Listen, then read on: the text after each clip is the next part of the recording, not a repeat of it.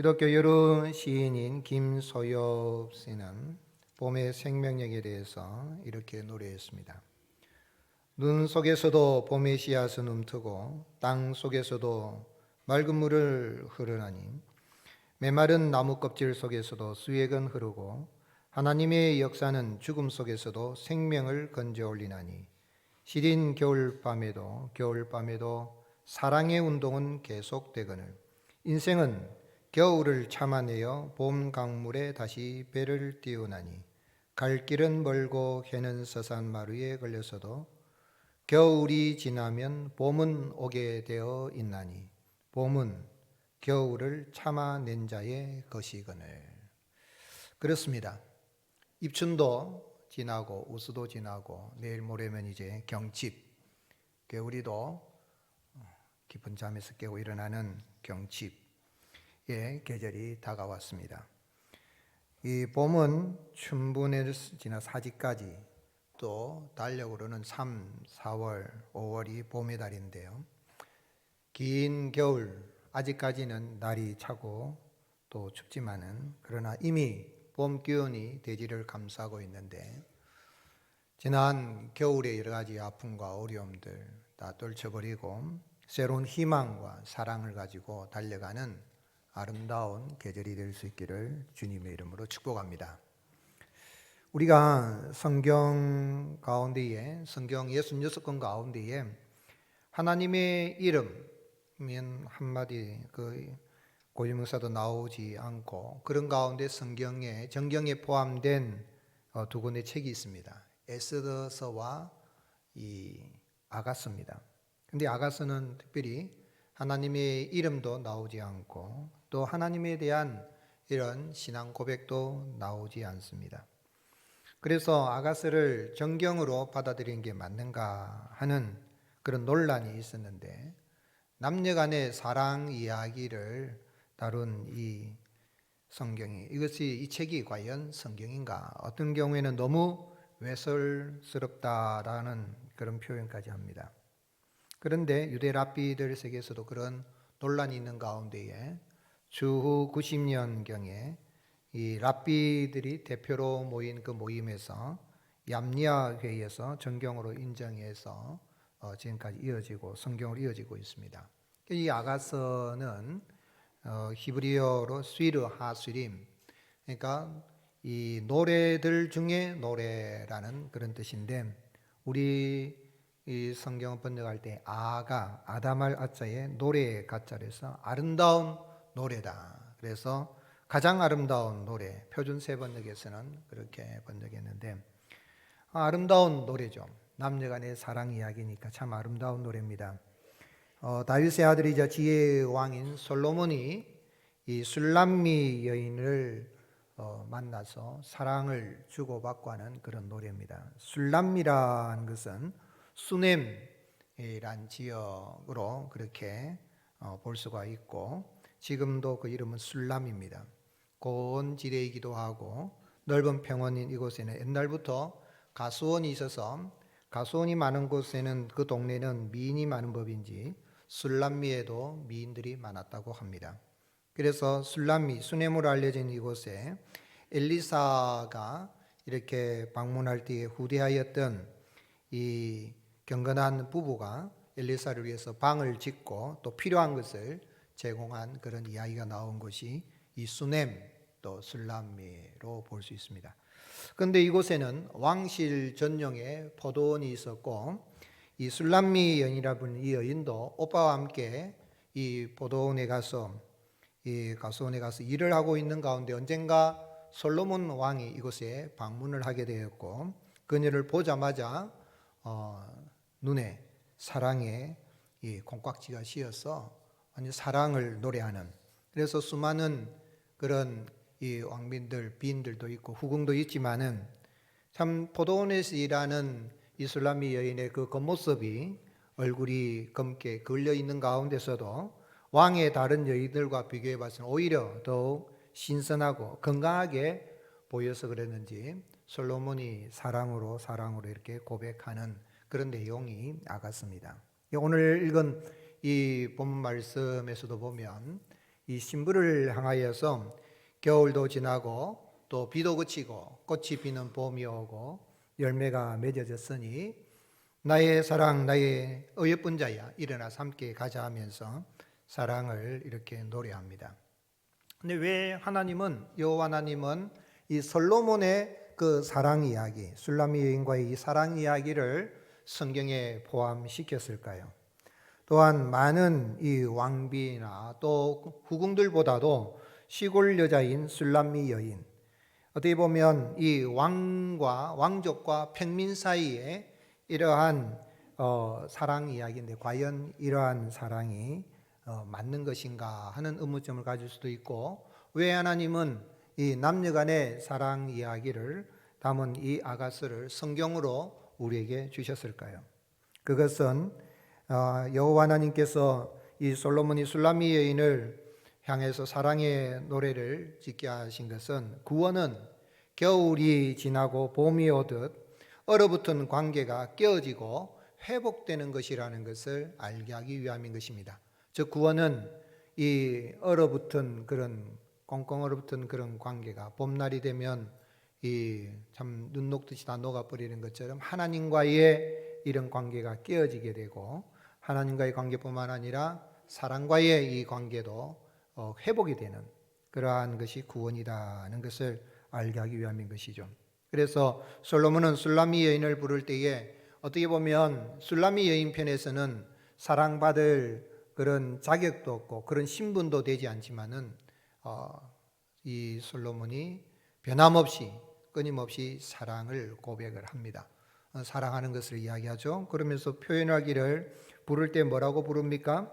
10절에 보면 나의 사랑하는 자가 내게 말하 이르기를 나의 사랑 내 어여쁜 자야 일어나 함께 가자. 신부가 지금 신랑이 자기를 부를 때 뭐라고 부르는가? 나의 사랑 내 어여쁜 자야, 그런 이야기입니다.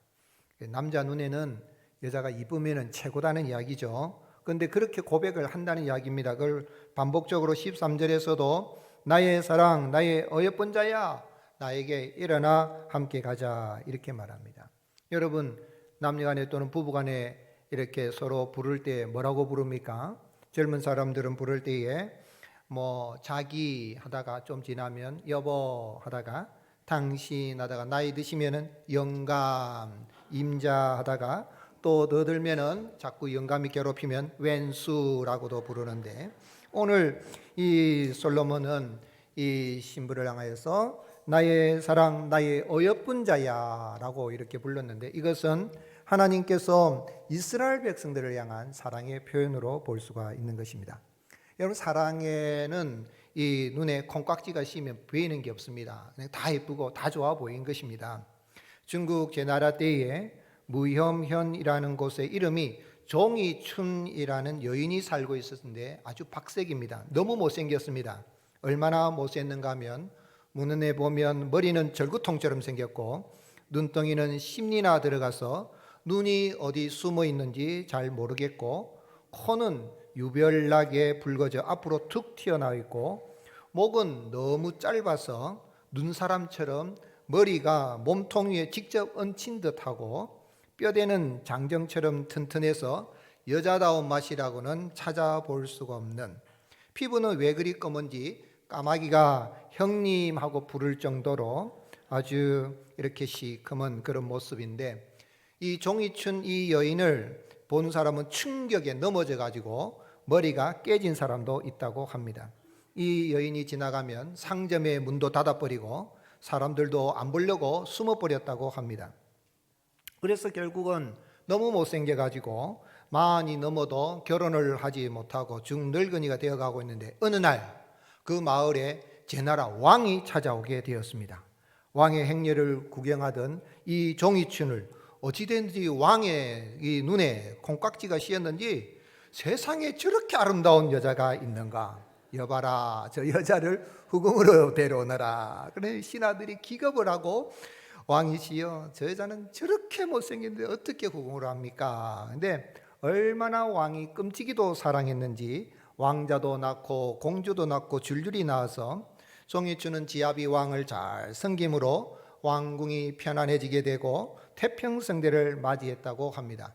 중국 역사상에 천년에 한 번 있을까 말까 하는 태평성대가 이렇게 이루어졌다는 이야기가 있는데, 이 술라미 여인은 이 종이춘 정도는 아니지만 그보다 나을 것도 없는 평민이요, 가수원에서 일하는, 그래서 햇빛에 다 걸린 사실 볼품이 없는데 솔로몬은 눈에 콩깍지가 씌었는지 이 술라미 여인을 너무너무 사랑하면서 나의 사랑 나의 어여쁜 자야 그렇게 노래합니다. 성경에 사랑이라는 단어가 많이 나오는데 아가서에는 사랑이라는 단어가 54번이나 나옵니다. 사랑, 사랑, 사랑, 사랑을 노래하는데 아가서를 그래서 사랑의 노래라고, 사랑의 책이라고 하지요. 그런데 이 사랑을 하면은 얼마나 좋습니까? 나 같은 그 사랑이 너무 감사하면 좋겠다 싶은데, 이 왕자의 사랑을 받는 이 술라미는 나는 더 받을 자격이 없어. 나같이 추하고 못생긴 사람이 어떻게 이 왕의 사랑을 받을 수 있는가 하며 숨는 겁니다. 숨으니까 이 술라미를 향하여서 솔로몬이 뭐라고 말합니까? 11절에 겨울도 지나고 비도 그쳤고 지면에는 꽃이 피고 새가 노래할 때가 이르렀는데 비둘기의 소리가 우리 땅에 들리는구나 하면서 이제 겨울이 지나갔다, 비도 그쳤다 그럽니다. 여러분, 폭풍환설에 살을 내는 듯한 추위로 모든 생물이 얼어붙을 것 같은 추위와 두려움에 절망에 빠진 계절이 겨울입니다. 그런데 참 쇠파이프 속에 물이 얼어붙어서 쇠파이프도 터지게 하는 이런 가운데에서도 또 이 추위에도 앙상한 나무가지가 그대로 존재하는 이유가, 주먹만한 이 새들의 심장이 그 추위에도 견디는 이유가 뭡니까? 분명히 그 분명한 사실은 겨울이 지나면 봄이 온다는 사실을 알고 있기 때문에 그렇습니다. 그래서 하나님은 솔로몬이 술라미 여인을 사랑한 것처럼 하나님을 떠난 인생들, 겨울 인생을 살아가고 있는 우리를 향하여서 이제는 겨울이 지나갔다, 내가 너를 사랑하노라, 겨울도 지나갔다 하면서 그렇게 외치고 있는 것입니다. 비도 그쳤다 그럽니다. 비는 보통 우리가 생각하는 봄비가 내리고 또 여름에 비가 이렇게 많이 오는데, 이 팔레스타인 지역에는 겨울, 가을, 늦가부터 이 겨울에 비가 옵니다. 비가 내리다가 이제 4월 봄이 되면 아주 꽃이 피고 그럽니다. 저도 이스라엘에 가서 보니까 4월에 일에 갔는데 아주 아내면에 꽃도 피고 참 좋아요. 그래서 이 겨울 비가 그쳤다는 이야기는 이제 꽃이 피고 또 새들이 노래하는 그러한 곳이죠.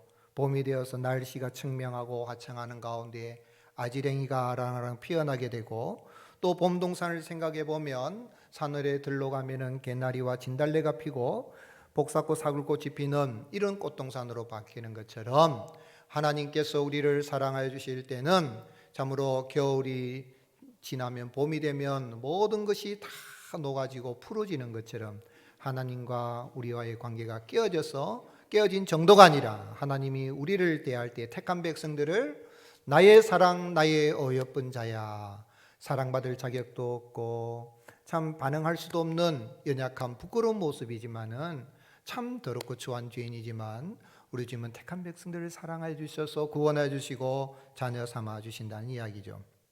그래서 13절 말씀에도 보면 무화과 나무에는 푸른 열매가 익었고 포도나무는 꽃을 피어 향기를 토하는구나, 나의 사랑 나의 어여쁜 자야 일어나서 함께 가자 그런 거예요. 솔로몬이 술라미에 향한 사랑의 노래이지만은 두 사람의 사랑을 방해했던 고난의 시절 겨울도 지나가게 됐고, 이렇게 꽃이 피고 새가 노래하는 봄의 계절이 다가왔다는 이야기는 이제는 하나님과 인간 사이에 막혔던 모든 것들이 하나님의 그 사랑으로 다 녹아지게 되고 택한 백성들은 하나님 앞에 순결한 신부와 같이 세워지게 됨을, 그것이 바로 구원인 것을 알게 하기 위함인 것입니다. 그 하나님, 우리를 너무너무 사랑하셔서 우리를 나의 사랑 나의 어여쁜 자라 부르기 위해서 이 땅에 사람의 몸을 입고 오셨습니다. 그분이 누구십니까? 그분이 우리 구주 예수 그리스도십니다. 예수님은 친히 말씀하시기를 하나님이 세상을 이처럼 사랑하사 독생자를 주셨으니 이는 그를 믿는 자마다 멸망하지 않고 영생을 얻게 될 것이다. 영접하는 자, 곧 그 이름을 믿는 자들에게는 하나님의 자녀가 되는 권세를 주신다 그랬습니다. 우리는 사랑받을 자격도 없습니다. 너무 못생긴 정도가 아니라 추하고 더러운 죄인입니다. 첫사람 아담과 하와가 범죄한 이후에 우리는 하나님을 외면하고 하나님이 끝없이 사랑으로 찾아와도 술라미 여인이 스스로 나는 사랑받을 자격이 없다 그럴지라도 버리지 아니하시고 놓지 아니하시고 그 아들 독생자 예수님을 보내어 주셔서 우리를 사랑해 주셔서 자녀로 삼아 주실 뿐만 아니라 우리를 신랑 되신 예수 그리스도의 거룩하고 순결한 신부로 세워 주셨습니다. 그래서 바울은 에베소서 5장 23절에 이는 남편이 아내의 머리됨이 그리스도께서 교회의 머리됨과 같음이니 그가 바로 몸의 구주시니라. 오늘 여러분 예수 그리스도, 우리의 신랑 되신 예수 그리스도를 믿어서 우리는 순결한 신부로 거듭나고 예수님이 우리를 향하여서 나의 사랑, 나의 어여쁜 자야 라고 불러주시는 존귀한 존재로 거듭나게 된 것입니다. 그래서 사실 어떤 의미에서 우리는 아직 결혼식에는 참여하지 않았어요. 언제 결혼식 합니까? 예수님이 재림하실 때에 우리는 어린 양의 혼인잔치에 참여하게 될 것이고 그 결혼의식을 앞두고 있는 신부가 자기를 단장하고 준비하는 것처럼 우리는 우리 주님이 우리와 약혼을 해서 우리 주님을 주님의 신부로 삼아주신 것을 감사하면서 그날을 사모하며 기다리는 것이죠. 그래서 사랑의 사도 요한은 요한계시록 19장 7절에서 하나님께로부터 계시를 받아서 뭐라고 계시하여 주셨습니까? 우리가 즐거워하고 크게 기뻐하며 그에게 영광을 돌리세 어린 양의 혼인 기약이 이르렀고 그의 아내가 자신을 준비하였으므로 그에게 빛나고 깨끗한 세마포 옷을 입도록 허락하셨으니 이 세마포 옷은 성도들의 옳은 행실이로다 하더라. 예수님께서 우리를 의의 세마포 옷을 입혀주시고 더럽고 추하고 못생긴 내가 봐도 내 자신 마음에 안 드는데 주님 앞에 의로운 자로 세워주셔서 주님 오실 때 어린 양의 혼인잔치에 넉넉하게 들어갈 수 있는 순결한 신부로 거듭나게 해 주신 것입니다.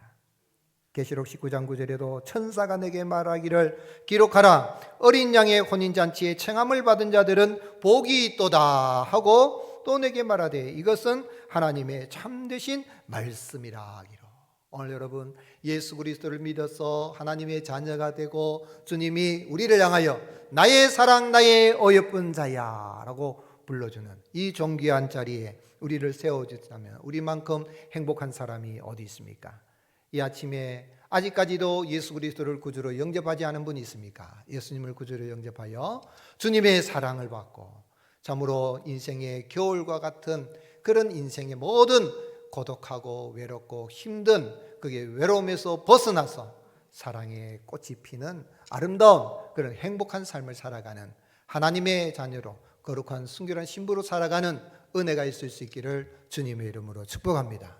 또한 이미 예수님을 구주로 영접한 사람들은 비록 내 인생이 살아가는 길이 겨울인 것 같고 어렵고 힘든 것 같지만 외롭고 남들에게 말 못한 고독을 씹어야 되는 그런 삶을 사는 것 같아도 주님이 나를 얼마나 사랑하시는가, 나를 얼마나 이쁘게 보시는가 하는 걸 생각하고 어려움이 있더라도 감사하며 살아가는 은혜가 있을 수 있기를 주님의 이름으로 축복합니다. 그럼 우리가 어떻게 살아야 되겠습니까? 이 사랑의 은혜를 받았다면 어떻게 살아야 되겠습니까? 일어나 함께 가는 곳에 사랑의 꽃이 피고 열매가 맺어집니다. 참으로 예수님을 통하여서 하나님의 사랑을 받은 순결한 신부로 거듭난 성도는 하나님께 받은 사랑을 나누고 가는 곳마다 사랑의 꽃을 피우고 사랑의 열매를 맺는 삶을 살아가게 되는 것입니다. 그래서 이 솔로몬이 술라미 여인을 향하여서 뭐라고 이야기했습니까? 우리 둘 사이의 사랑을 가로막던 겨울이 지나갔다. 이젠 겨울비도 그쳤다. 이제 꽃이 피고 참 새들도 노래하고 아름다운 열매가 피는 아름다운 좋은 계절이 왔는데 숨지 마라. 나의 사랑 나의 어여쁜 자 숨지 마라. 10절 같이 읽겠습니다. 나의 사랑하는 자가 내게 말하여 이르기를 나의 사랑 내 어여쁜 자야 일어나서 함께 가자. 한번 따라합시다. 일어나서 함께 갑시다. 네, 일어나서 함께 가야 됩니다. 13절에도 무화과 나무에는 푸른 열매가 익었고 포도나무는 꽃을 피워 향기를 토하는구나. 나의 사랑 나의 예쁜 자야, 일어나 함께 가자. 일어나서 함께 가자. 봄이 되었습니다. 잠자던 개구리도 다 기지개 켜고 잠에서 깨어납니다. 그런데 아직까지도 지난날의 아픔, 왜 내 인생은 이렇게 겨울이야? 하고만 있습니까? 일어나십시오. 외로움의 자리에서 나오십시오. 고독의 자리에서 고독을 씹지 마시고, 나같이 부족한 인생을 하나님이 나의 사랑, 나의 예쁜 자를 불러주셨지. 나에게 초청을 하니 내가 주님과 함께 가겠습니다. 주님과 동행하겠습니다. 일어날 수 있기를 주님의 이름으로 축복합니다. 스펄전 목사님은 이 부분에 대해서 해석하기를 나태와 게으름과 낙심의 자리에서 일어나라고 외치는 주님의 음성이라고 해석하였습니다. 주님은 우리에게 말씀하십니다. 내가 독생자 예수 그리스도를 보내서 너를 사랑한다. 나의 예쁜 자를 불렀다. 낙심한 자리에서 일어나라. 외로움 자리에서 일어나라. 그렇게 말씀하십니다. 영적으로 나약한 자에서 일어나라 말씀하십니다. 특별히 함께 가자. 함께 가자. 나와 함께 가자. 그렇게 말씀하십니다.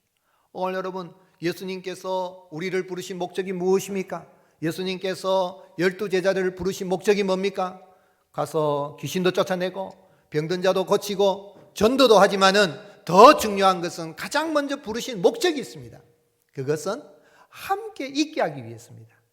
그래서 마가복음 3장 14절 같이 읽겠습니다.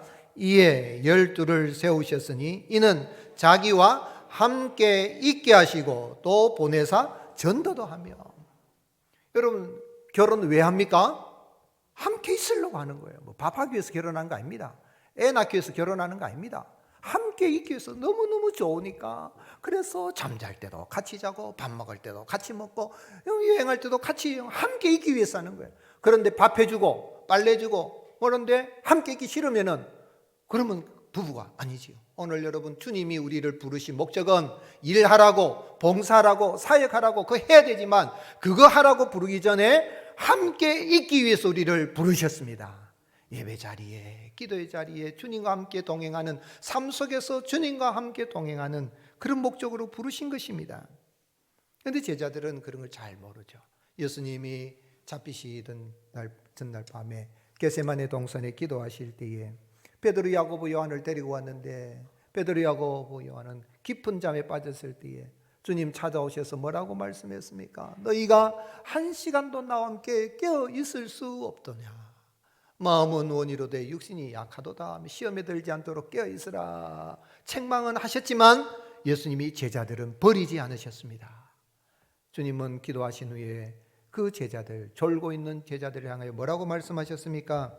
마태복음 26장 45절에 이에 제자들이 이어서 이르시되 이제는 자고 쉬라. 보라, 때가 가까이 왔으니 인자가 죄인의 손에 팔리느니라. 같이 읽겠습니다.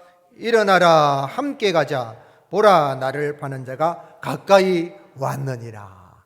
무슨 말씀입니까? 우리를 구원하신 주님, 그 길 가는 길, 주님과 함께 동행하는 길이 십자가의 길이요 고난의 길이 될 수도 있지만은 누가 함께 하십니까? 주님과 함께 하시면 십자가 후에 부활이 있을 것이요 고난 후에 영광이 있을 것이다.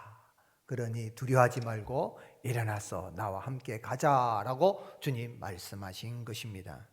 오늘 사랑하는 성도 여러분, 우리가 이 땅에서 예수 그리스도를 믿어서 하나님의 자녀로 거듭났다면 주님과 함께 동행하는 그런 삶의 기쁨을 누리시고 가는 곳마다 사랑의 꽃이 피고 사랑의 열매를 맺는 그런 복된 삶을 살아갈 수 있기를 예수님의 이름으로 축복합니다. 그래서 바울 사도는 로마서 8장 17절에 자녀이면 또한 상속자고 하나님의 상속자여 그리스도와 함께한 상속자니 우리가 그와 함께 영광을 받기 위하여 고난도 함께 받아야 할 것이니라. 우리를 구원하신 주님, 내 사랑 나의 어여쁜 자라고 나를 불러주신 주님, 나는 그를 자격도 없지만 그 주님 불러주신 생각할 때에 영광만 바라보는 것이 아니라 영광도 함께 받기 위해서 고난도 함께 받는 것이 즐거움이 되는, 주님과 함께하는 것이 기쁨이 되는, 주님이 날 사랑하시니 나도 주님을 사랑합니다 하는 그 사랑의 표현이 뭐냐면, 주님이 일어나라 함께 가자 할 때 예 하고 주님과 동행하는 것이 주님을 향한 사랑의 표현이 되는 것입니다. 또한 신랑은 신부를 향하여서 뭐라고 이야기합니까? 14절에 바위 틈 낭떠러지 은밀한 곳에 있는 나의 비둘기야, 내가 내 얼굴을 보게 하라, 내 소리를 듣게 하라, 내 소리는 부드럽고 내 얼굴은 아름답구나. 참 인생 겨울을 보낼 때 너무 두려웠어. 나같이 못생긴 나를 왕이 사랑한다는데 바위 틈 낭떠러지 은밀한 곳에 비둘기가 숨어가지고 맹수를 싱어하고 맹조를 숨어 있는데 거기 있지 말고 나와라, 내가 너를 사랑한다, 거기 나오는데 내 얼굴을 좀 보여다오, 내 목소리를 내가 듣고 싶다, 이렇게 이야기를 하는 거예요. 피하는 것이 아니라 함께 갈 뿐만 아니라 목소리도 얼굴도 보여주는, 들려주는 그러한 모습. 여러분, 사랑하는 사람은 참, 사랑한다는 말이 요즘 사랑한다는 말보다 무슨 말을 하는 게 더 좋은 표현이라고 합니까? 내가 너를 보고 싶다. 보고 싶다. 여러분, 보고 싶었습니까? 네, 한 줄 동안 보고 싶었습니까? 옆 사람에게 축복하면서 당신 보고 싶었습니다. 네. 사랑하지 않는 사람은요 그냥 외면합니다. 근데 오늘 신랑은 신부라해서 보고 싶다, 내 얼굴을 보게 하라, 내 목소리를 듣고 싶다, 예배 자리에 내가 나와서 너를 보고 싶다, 내 기도의 자리 내 기도 소리를 듣고 싶다, 내 찬양의 소리를 듣고 싶다. 주님 그렇게 말씀하시는데, 의식적인 예배 시간뿐만 아니라 우리의 삶 속에서 우리를 사랑하여 주시고 우리를 어여쁜 예뻐하시고 기뻐하시는 그 주님, 신랑 되신 주님, 우리를 신부로 삼아주신 은혜를 감사하여서 날마다 주님과 동행하며 살아가는 은혜가 있을 수 있기를 주님의 이름으로 축복합니다. 뿐만 아니라 그 사랑에 겨워서 우리 모두 다 그리스도의 순결한 신부가 되었습니다. 교회는 예수 그리스도의 신부입니다. 나도 순결한 신부일 뿐만 아니라 너도 순결한 신부니 같이 우리가 함께 일어나서 행하며 나갈 때 거기에 사랑의 꽃이 피고 열매가 맺어지는 것입니다. 따라하시겠습니다. 나는 예수님의 순결한 신부입니다. 아멘이십니까? 옆 사람 축복하면서 하십시오. 당신도 예수님의 순결한 신부입니다. 예. 그러면 우리 서로 어떻게 지내야 되겠습니까? 사이좋게 지내야 됩니다. 예. 그래서 우리 함께 주님과 함께 할 뿐만 아니라 함께 가야 됩니다. 함께 일어나서 가며 우리가 사랑의 꽃이 피울 때 사랑의 열매가 맺어지고 그런 역사가 일어나게 됩니다. 솔로몬은 전도서 4장 9절에 두 사람이 한 사람보다 나음은 그들이 수고함으로 좋은 상을 얻을 것임이라. 혹시 그들이 넘어지면 하나가 그 동물을 붙들어 일으키려니와 홀로 있어 넘어지고 붙들어 일으킬 자가 없는 자에게는 화가 있으리라. 여러분, 친구가 있다는 게 얼마나 좋습니까? 고독 속에 외롭게 살아가는 우리를 구원하신, 우리를 하나님의 자녀 삼으시고 그리스도의 신부로 삼으신 그 사랑에 감사해서 그 사랑에 빚진 자로 주님과 함께 갈 뿐만 아니라 성도들과 함께 가는 기쁨의 믿음의 여행이 될 수 있기를 주님의 이름으로 축복합니다. 그래서 함께해서 뭐 해야 됩니까? 즐거워하는 사람하고 함께 즐거워하고 우는 사람하고 함께 울어줄세요. 로마서 12장 15절 함께 읽겠습니다. 즐거워하는 자들과 함께 즐거워하고 우는 자들과 함께 울라. 아멘. 여러분, 기쁜 일이 좋아하면 같이 박수치고 좋아할 수 있기를 바랍니다. 근데 정서가 잘못된 사람은 뭐래? 은가히 좋은갑다. 그런 말 하면 안 됩니다. 그리고 슬퍼 아파가지고 사랑하는 가족을 잃고 아파가지고 너무 가슴 아픈데 그거 까불 때 알아봤다. 이런 말 하면 안 됩니다. 좋은 일 있으면 그래, 아이고 좋겠다. 그리고 또 슬프면 어떻게 기도해 줄게. 이게 함께하는 겁니다.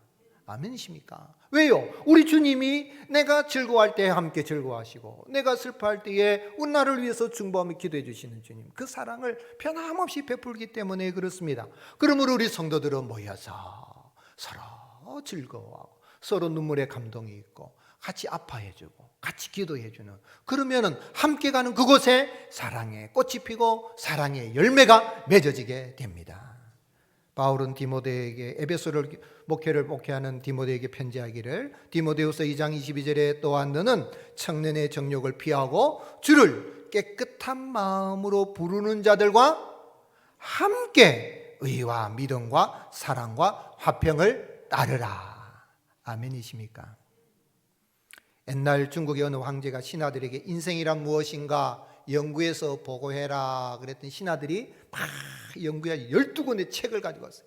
그러니까 또 왕이 너무 많다, 줄여라. 그래서 또 신하들이 해서 3권으로 줄여왔어요.